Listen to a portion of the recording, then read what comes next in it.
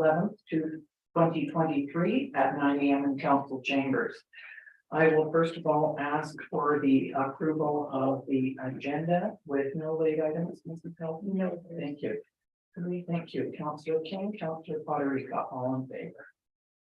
And the adoption of the minutes, that would be the committee of the whole minutes of March the 28th. We have a motion to adopt that. Councillor Chong, Councillor Bennett, all in favor. Thank you very much. And first off, we have a letter from a young lady who was in part of the Osoyoos Royalty Ambassador Program back in 2017 to 19, I think. And is she on? She was sent a Zoom link, but I don't see her on yet. Okay, so what we can do is, Mrs. Hilton, did you receive this letter, or do you have anything to say here, or Mr. Marissa? No, the only thing is we did confirm with the Osoyoos Royalty Committee that she was on the royalty for 2 years. She was, and I was part of that committee as well, have been for quite some time. However, we no longer have a royalty ambassador program in Osoyoos, and we haven't had for 5 years. I think there just were not enough candidates to keep the program going. And Kara Burton was the coordinator for that. For several years, was Mrs. Osoyoos herself. So my concern in reading this letter was that we do not have a program in Osoyoos at this point, haven't had for 5 years. While I totally support the provincial ambassador program, 2 of the past royalty from here that I know of, Lisa Marcelli and Lauren Sherwood, both were involved with this, but it was when they were living here and when there was a royalty program going on. And it's a really good program. I totally support it. I'm just not sure whether we are in a position to provide funding for a program that we don't already have. However, I support the program. Just wasn't sure about this, and I'm wondering if anyone else on council has anything to add to this, or what we could do is just accept it as a letter. Go ahead, Councilor. Yeah, thank you, Mayor. I'd like to support it for a few $100, maybe not the whole 1,550. We do have a bit of money left from our community grant program, and it does give the town some recognition and kind of marking with her going to the event. So I wouldn't mind giving this young lady $350 thereabouts.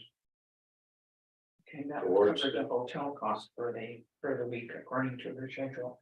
Anybody else have any concerns about this? Or would like to? I gave the motion and that was support. Are you supporting that? And Do we need to make a motion? how will we deal with it? Our recommendation would be that this go to the grant committee for consideration, and then they can make a recommendation to council. Fair enough. Would that be your Does it recommendation? have to go to the grant committee? Can't we make the decision now? I would have to go. You cannot make a decision at this council meeting. Oh, right, Committee of the whole. you're right, yeah, right. Can we put it on this afternoon's agenda then? If that is the wish of If the council. main time we meet, it could be another month away. We looked at one other thing today that did actually asking for funds, and it did go to the grant committee. I'm wondering if that is the wish, could it be done on Zoom or on the phone, a grant committee meeting? Well, maybe we can take the money from somewhere else. There's other money around without the grant committee. For $350. What could you recommend, Mr. Risman? You're right, we're just trying to figure out if within the terms of reference, it says it can go directly to council. I mean, right now, the terms of reference indicate that it goes to that committee. So that's, I think, part of the problem. We have to, maybe if you give us a few minutes and we can actually look at the terms of reference to see if that's where it has to go, that committee. All right, But what if we don't take it out of the community grant and we take it from somewhere else? Like we say 10,000, I'm not giving the Chamber of Commerce money, so I know there's money there. Without going to the grant committee, Well, isn't that where the money would have to come from? Well, that was our, Through your worship, it's from an administration's perspective, we prefer to keep it within a line item. Again, it's, council's ability to move things around, but, when we set the budget, there's a bigger council can amend the budget and do things like that. But if there's still a mechanism to follow the administration's recommendation at this point, but to follow that. And okay, we'll read the reference and see that. Okay, Sorry, so I did read it, said, if the committee is required to review to make recommendations on other funding opportunities established by council. They will follow the established criteria that is approved by council, so yes, it really should be going to the grant committee for recommendation. And Gerald's on holidays.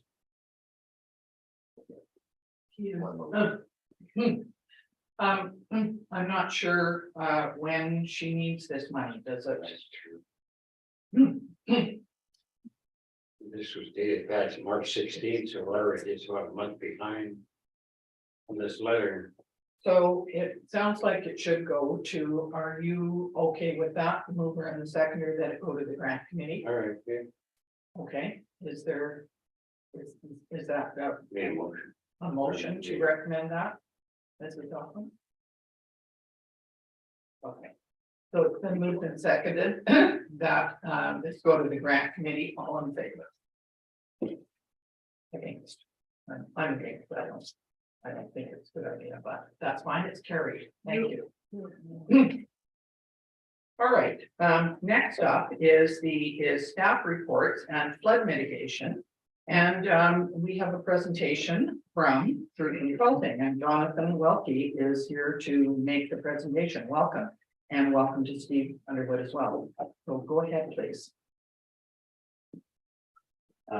Yes, thank you for having us. Yes, my name's John Welke. Kind of lead the water resources for True Consulting. Been with the company for about 5 years, and previously worked for local government as well in previous roles. Next slide, please.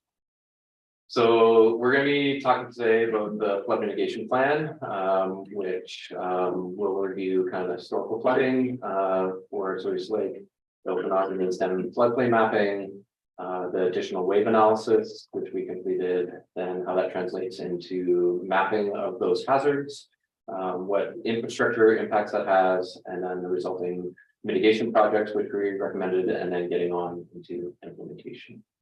Next slide, please. So historical flooding, there has been flooding in Osoyoos Lake over the years. The largest one was actually in 1894. Obviously, we don't have hard numbers to do that. Those are estimated levels through there. But 48, 72 were big years, and obviously most recently 2017 and 2018. You'll notice there that we did both the estimated levels in both meters and both in feet, primarily because the whole lake is controlled in the US by the Zolder Dam. The operating level, the ideal levels are between 909 and 915 feet. Ideally, they want to keep it at 912 feet, 913 is kind of an emergency one. In there, I also put in the current flood construction level. So we like to call that the FCL. So that's generally what you want to kind of regulate your building schemes for both public and private buildings to mitigate that potential risk. One little tiny thing that's in brackets in there is that there are changes in datums. So this is what we call the 1928 datums with CGVD, so Canadian Geodetic Vertical Datum. There is a 2013 datum. Historically, Osoyoos has used the 1928 datum. It's just slight nuances in with the difference in satellites and all that type of stuff and the modernization of how they map the world. But we're going to be sticking to that CGV 1928 datum, because historically that's what the FCL was in. It just kind of confuses things if you start talking different datums, and it's already confusing because you're already talking feet and meters, and it's not a simple translation to do like 3 point whatever feet per meter. It's actually a very complicated technical problem. Good old trying to map the circular world that we're in. Next slide. So in historical flooding, one thing that's very unique is that the Dole Dam is actually not a flood control dam. It's not designed to kind of mitigate flooding. It's more for irrigation purposes. And with the Smoking River coming together with the Okanagan River, the Okanagan River can actually backwater. The dam can actually backwater where the dam is basically completely underwater. It's not controlling the water in any way. So what you see there is a graph of what's coming into Osoyoos Lake, and a graph of the discharge, and a graph of the elevation of the rivers. And you can see that the outflowing flow of Osoyoos Lake actually went down to 0 in 1972, and they estimated in 1894 it actually reversed. So that the flow actually went backwards, and that flow was coming upriver actually into the lake. So that's how extreme some of the levels can get into the Smoking River. Yes. Isn't there any updated map? I mean, this is 50 years old with these maps, so isn't there something a little more relevant? Yep, so we're just going over the historical stuff, and then we're going to get into the more modern stuff. So there's been a lot of work done for sure, and we're going to be getting that into the next slide. So yes, there's been a lot of work done in the entire Okanagan watershed and the Smoking watershed, and that's what prompted a lot of this work for sure. Next slide, please. So getting into that next slide, so you're asking great questions. So this gets into the Okanagan main stem floodplain mapping. So that was commissioned by the Okanagan Basin Water Board, done by Northwest Hydraulics. So it's actually completed in 2020 in the wake of the 2017 and 2018 flooding events. And it maps the entire Okanagan main stem. So that's Okanagan Lake all the way to the US border.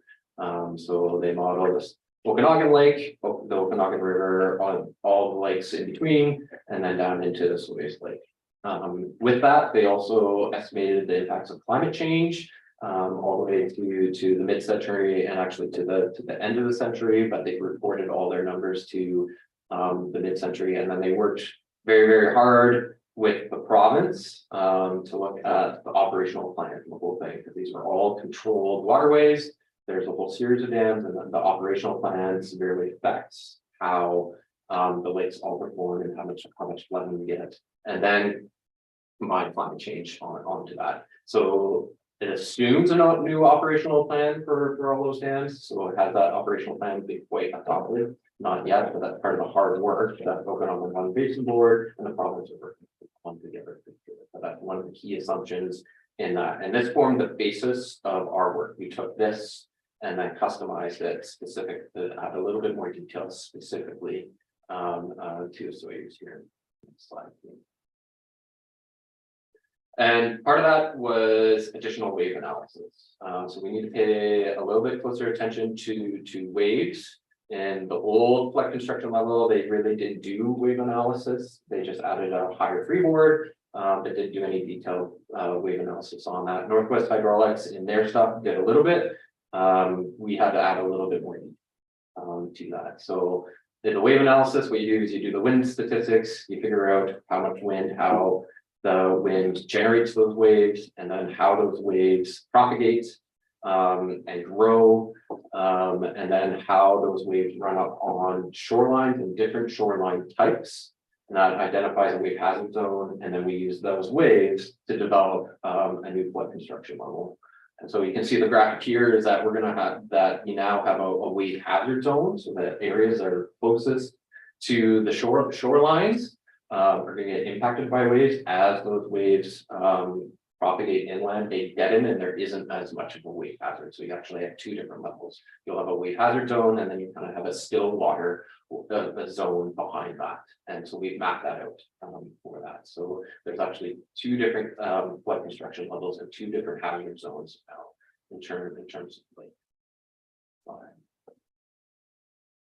So with the wave analysis, and you can think about this in your head, is that so the waves are heavily dependent on the shoreline type. So that's the slope of the shoreline, and that's also the roughness of that shoreline. So we had to look at various different shoreline types and consider in future, because we're going to be regulating future development. Everything that's kind of built now is pretty much grandfathered. But if a person wanted to develop against the shoreline, you know, they would have to either raise their house or just do some kind of shoreline protection works. And to do that, there's only so much grade, and you have to you know, create a 2-to-1 slope or something like that. And so, so as you get steeper and steeper, so your wave height goes higher and higher. So if you think about a wave crashing against a vertical wall, it splashes way up and goes much more higher than would be on a gentle on the gentle sand beach. And that's what this graphic is basically saying. So it's not as easy as just raising your house or raising a building to one level. If you put a vertical wall, that raises the wave with it. So it's kind of a problem where you have to look at different shoreline types and the geometry of that shoreline. As part of our work, we did extra bathymetry to figure out the underwater elevations of the lake and how those waves kind of crash onto the shores, and see if that bottom is affecting waves. So that's some of the additional work that we had to do to kind of customize it to Osoyoos over the general assumptions that was done for the bigger global mapping project. So the rougher the slope, the more that kills the energy of the wave. So if you have rock, it actually gets in between all the little voids and kind of kills that energy and stops it. But if you have a nice grass slope, it runs up higher. And so that's what this wave run-up analysis is telling you, is that you actually get a range. And you can see on the grass 3-to-1 slope, it actually goes higher than a rock 2-to-1 slope. So it's not only the slope, but it's also the roughness treatment of that slope that also affects it. Next slide. So this is the floodplain mapping, and if you look at the dark blue line behind, this mapping actually matches the lake hazard mapping that's in your OCP right now. And what we've tacked onto that is that wave analysis. And so there's a wave hazard zone and how far those waves propagate kind of inshore. And so for the Stillwater FCL, kind of behind the, you know, where the waves are deadened and you don't get any real wave impacts, the FCL actually only went up 10 centimeters. Taking into account climate change and operational plan, and this is to mid-century. The lake levels are estimated to get a little bit higher near the end of the century. But what's been reported is mid-century, because we don't know what's going to happen kind of near the end of the century, and maybe operational plans will go so that in the original study they kind of decided mid-century would be a good place to look at. So where you have decent amount of impacts is on the shoreline, and that depends on the shoreline impacts. And so we've given a range. So the range that we had in that table before, you get an extra meter to an extra 1.6 meters on there. And so that can have some decent impacts to the development potential and the hazard in those shoreline areas. But you know, over the weekend there were some decent winds here. Granted, the lake levels were low, so you didn't have that many impacts. But imagine those same winds when you're in a flooding situation, and potentially how those waves could start impacting. I think the experience in 2018, it was waves that were kind of the hard part to manage. So we just need to pay closer attention to these waves. When we do that wave analysis, we look at the kind of combined effects of high water levels and a big wind at the same time. And so we filtered out kind of seasonality of those winds. So we only looked at the winds that would happen during typical flooding season. We don't look at the fall winds or anything like that. We just look at the winds that would happen kind of during June and July. Yeah. Would you take into consideration wave action from all the boats and stuff? So the waves that come from the winds are much higher for that. So the wake stuff can affect erosion, and that can affect it at any water level. So we always have that in the back of our minds. It's like, okay, you do have wave impacts from boat wakes, but your winds in terms of setting an FCL and the most amount of damage is probably going to come from winds. But with the boat wakes, it's a repeated thing, which can rear its ugly head, but slightly different process. Next slide. So the potential impacts, obviously you have neighborhood flooding and that can result in some evacuations, which it has, building damage, and that can be private or public. Potential shoreline erosion, and that can be from these waves, and the wave impacts and that shoreline erosion can occur at any water level, depending on the winds that you get. But we just want to look at kind of the worst case scenario, which is when the lake level is high. You have water wells very near the shoreline in here, so we have potential water supply well failure, potential sanitary lift station failure, because obviously all the sewage wants to go downhill and the lake is kind of a little apart, and so you have a lot of lift stations near the shoreline. You also get excess volume into the sanitary system, so where that lake water is getting into the sanitary system, potentially overwhelming sanitary stations, and then that has to get pumped up to the sewer treatment plant. And then one thing we've also identified is the Highway 3 bridge. So the Highway 3 bridge is just above the still water level, that waves could crash right in the side of that. And so we just identified that as a potential risk and something for study. And obviously that bridge is a key linkage for the community for various reasons, and a key provincial linkage as well. Next slide, please. So that gets us into flood mitigation and risk reduction. And with the flood management, it's cyclical. It's a process that you're never done with. So generally you get into, you have a flood event and you get into emergency response. You get into recovery efforts where you're rebuilding after the fact. And then you get into risk analysis. And that's where the situation we're in now, where we're kind of taking those lessons learned from that response and recovery phase, and you're doing more data analysis and mapping, applying more statistics and doing the hard math, and then adding a risk lens to that. And then you get into risk reduction, and there's very different ways to mitigate that risk, from natural water retention in catchments, more for rivers, more than lakes. You get technical defense, which you can think as dams and dikes, land use regulation, which is a very effective tool to mitigate risk in a community, building codes, building retrofitting, designing to get wet. So that's one avenue that will definitely get your, and then you get into insurance, training exercises, and early warning systems and stuff. But it is cyclical, so like it's something that needs continuous updating. It's something that you continuously look at, and you're continuously working on. It's not a stagnant program. It's a program that just needs to be updated and refined over time, as you reduce your risk and as you improve your method. Next slide, please. So in terms of the flood mitigation projects, land use regulation is a good one. You already have some land use regulations. So in the OCP, there is already a lake hazard area already developed.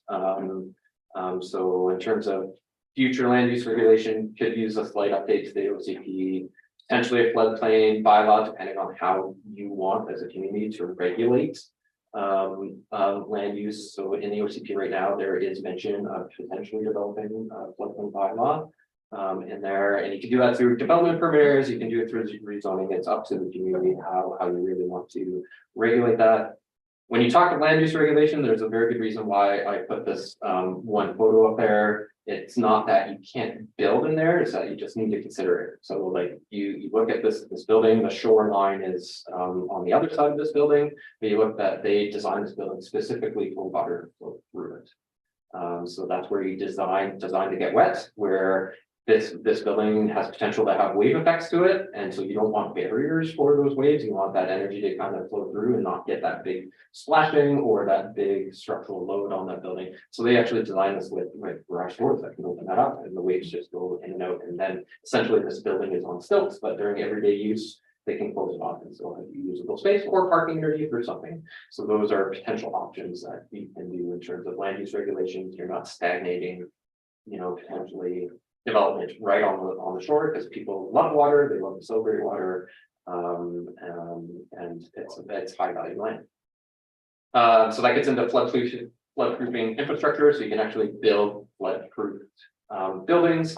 But in the case of Osoyoos, we have those water wells and those sanitary lift stations, which those are actually designed to withstand water, to pump sewage and to pump water. So the actual bones of it are actually watertight.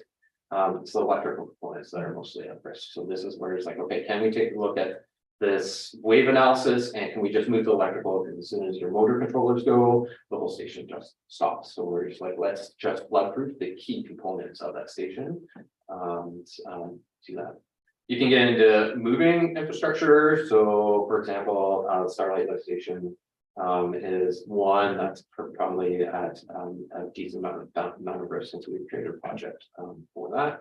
And then further investigation. So I did mention the Highway 3 bridge, which needs a little bit more look at to figure out the potential consequences and impacts of just beyond the scopes. We identified that as a risk. We then did further work. Retaining walls, those vertical walls, take a lot of force. Whenever you have a vertical wall in a wave, inevitably there's forces there that need to be directly considered, and there have been past failures here as well. And then an INI study. INI is inflow and infiltration. That's what excess water getting into your sanitary system. So it's a nice INI inflow and infiltration study on the sanitary system and potential CCTV, so that when you video your mains to look for potential leaks and look for conditions for the low-lying sewers. So those are the kind of a suite of flood mitigation projects. There's more in the report, but that's the high level overview of the potential flood mitigation projects. And as I said, it's a continuous thing. So this isn't the end all and list and what's on the report. It's the type of thing where you continuously want to look at it and potentially update it. As we learn more and as we do more of these studies to figure out some of these other impacts for this further investigation. Next slide. So getting into implementation, so we actually already started. So we actually got a draft version of this report out back in September because of the funding programs, and we got that out to try and get in there, and we were actually fairly successful through the UBCM grant program. So that's particularly the CEPF, DRCA. Gotta love those acronyms. I didn't have room to write it out, but that's the Community Emergency Protection Fund, and the DRCA is the Disaster Risk Reduction, Climate Adaptation. So gotta add big long words to these. In there, there's actually 3 categories. There's category 1, which is kind of planning type stuff. That's what actually funded this work before, was a previous version of this grant program. There's category 2, which is developing policy and public consultation. And there's category 3, which is the get it built side. That's like, this is the implementation of those flood projects. So a really good program. It's 100% funding, and the province is actually allocating a lot of money into flood mitigation because of all the flooding that's been happening in the province. So we applied both under category 2 and category 3, and the category 2 was a public consultation and developing land use regulations, so developing a floodplain bylaw. And so it was successful in getting funds to kind of educate the public and start looking at these potential policy developments. So that's where we start doing the hard work of working with all the users to determine what is an appropriate floodplain bylaw. How do you want to regulate? Do you want to do that through the floodplain bylaw? Do you want to do that through potential development permit area? Do you want to do that through zoning or a combination thereof? But there's a pretty healthy part of that where it's just public consultation and public information sharing. And then category 3, we were successful. The service was successful in doing that, and that was a suite of electrical upgrades where we identified, okay, we need to raise the electrical in all these stations, and that added up. So we actually packed them a whole bunch of them together, and were successful in getting funds to do that. Next slide. So final comments on this. So with this, climate change is an ever evolving science. So it's so everywhere around the world, they're looking on it. It is kind of a fuzzy subject. It is with where climate change is going.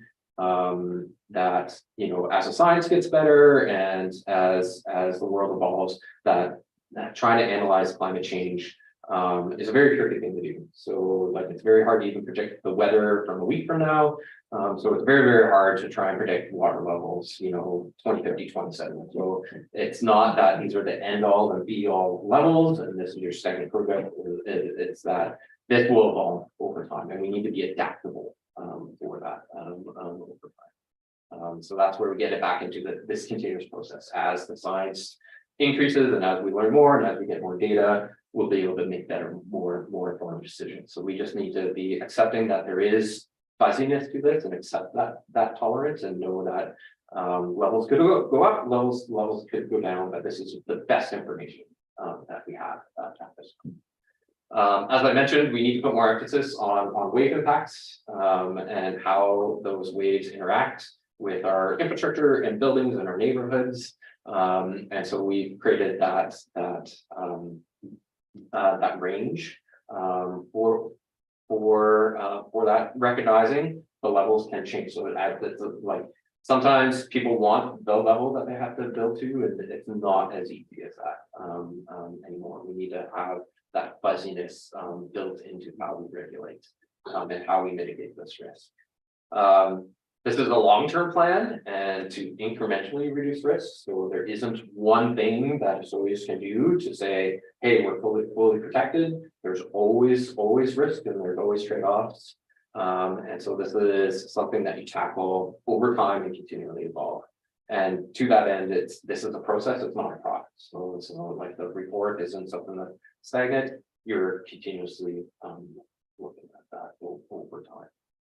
As you implement, and then you look at more risks and your potential modifier. We're trying to reduce the risk to continue to be as supportive. Thank you very much. I was thinking about some of the things from the Okanagan Basin Water Board, and the province has put 100 million just recently into a water strategy to try and help this, and the feds have as well. It's over a 5 or 10 year period. Apparently, a lot of it will be spent in Ontario and Quebec, and we may not get a lot out here, but it's certainly a huge topic on everybody's radar right now. So thank you very much. I'll just see if anybody has any questions. Is a question loud from the floor? I'm sorry that No. this is not an open meeting. Okay. Yeah, you can talk to me later if you'd Sure. like to ask somebody. Yeah. Anybody on council? I have, because I've been involved with it 5 years ago, and I could make a copy of this for you if you like. It was when the flood mapping came out, that the Okanagan Basin Water Board did. There were some sort of key messages and questions that that we had. OkanaganFloodStory.ca is certainly a good resource to look at, and that has a lot of information on it. It is being updated to make it a little more user friendly to local people and to homeowners and to governments and municipalities, because it was a little hard to read everything and figure out exactly what some people here said when the last flood. Now, this is my home and this is where I live. How much higher does the lake have to go before I'm flooded? So that's certainly one of the things that you can look at on this flood mapping. But anyway, it's a continual effort to try and figure out what's going on. And the more building that we have along the lakes, the more the impacts of waves and that type of thing are.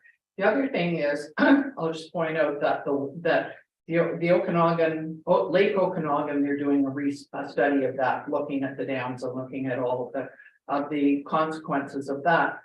When the river channel was put in instead of leaving the river as oxbows, it was done apparently for flooding and for irrigation. Back in 1950s, what it did was that it's built up with a lot of silt over the years because everything comes down from the streams and so on goes in there. And so the level of that spillway is less than it was, and it's pretty hard to get that silt out of there because it builds up all the time, and then you have a problem. They are, as probably you've noticed, between Osoyoos and Falls, they're trying to put the oxbows back in. Huge cost to try and redo this the way it should have been done, going through, which is it's a natural filter. However, it's a fascinating subject, and there's tons and tons of people working on it right now. And so thank you for working on this, and I'm not sure what we can do about the bridge. Do we talk to Department of Highways on our bridge? I'm hoping that that's going to be part of your talk, is it? Yeah, I guess we didn't make it, we pointed it out in this report, but we didn't make it a project that win a cost estimate for you because, well, ownership and, but definitely owning those bridges can be expensive, so financially, I guess you're lucky that it's not your bridge. And definitely something that the ministry is gonna have to watch. Just to add, so we should typically talk to Okanagan Basin Water Board and leverage the information that they use. In the background as part of this work, so we have mapped just to help with operations, like we've mapped the lake in 1 foot intervals. So we have an online map which you can click on and off.